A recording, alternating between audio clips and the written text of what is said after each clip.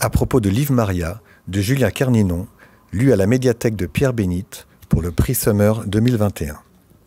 Liv Maria, alors déjà Liv, en norvégien veut dire vie.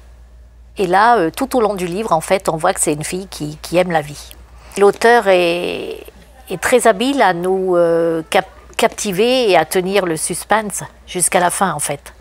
Et elle décrit tout à fait les facettes de cette femme forte et fragile à la fois, éprise de liberté, amoureuse, sensuelle, enfin un petit peu toutes les facettes. En plus, elle nous fait faire un beau voyage. On part de l'île bretonne jusqu'à Berlin, ensuite on passe par le Mexique et jusqu'à l'Irlande.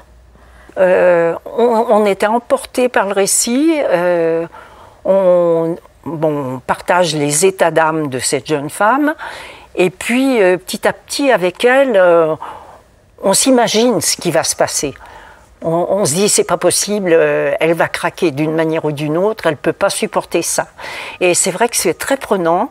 Et la fin, bon, on s'y attend un peu, mais avec du mystère. C'est un très très beau portrait de femme qui a vécu plein de choses totalement différentes dans toute sa vie. La langue est belle aussi. Bon, j'ai bien aimé, hein, j'ai bien aimé. J'ai juste la fin m'a laissé. Je m'attendais à autre chose. Mais là aussi, c'est assez bouleversant. Et en même temps, ça pose un problème sociétal.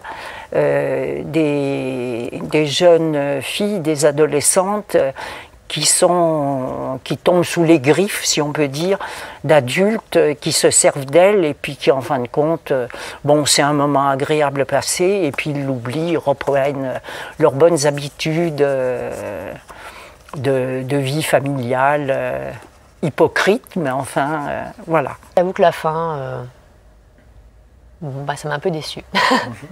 Ça m'a déçue parce que donc il y a cette femme qui est forte, qui est libre, et puis en fait, finalement, dans cette relation, à la fin, elle est presque prisonnière. Alors, on comprend qu'elle s'en va justement parce qu'elle devient prisonnière de cette relation, puisqu'elle est coincée dans ce truc-là où elle peut rien dire, mais elle est avec son nouveau mari, là, et qu'elle est dans ce monde clos en Irlande, là, qu'elle peut pas s'en sortir.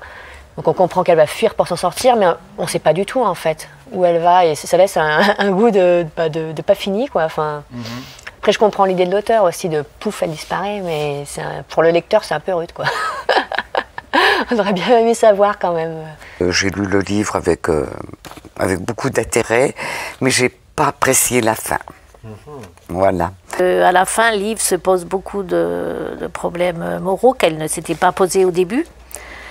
Mais la fin a un goût d'inachevé pour moi, parce qu'elle disparaît avec son secret inavouable. J'ai pas été déçue, mais je veux dire que c'était normal qu'elle parte. Il fallait, parce qu'elle lui a menti quand même pendant 2-3 ans, quelques années. C'est un livre à lire. J'ai beaucoup aimé.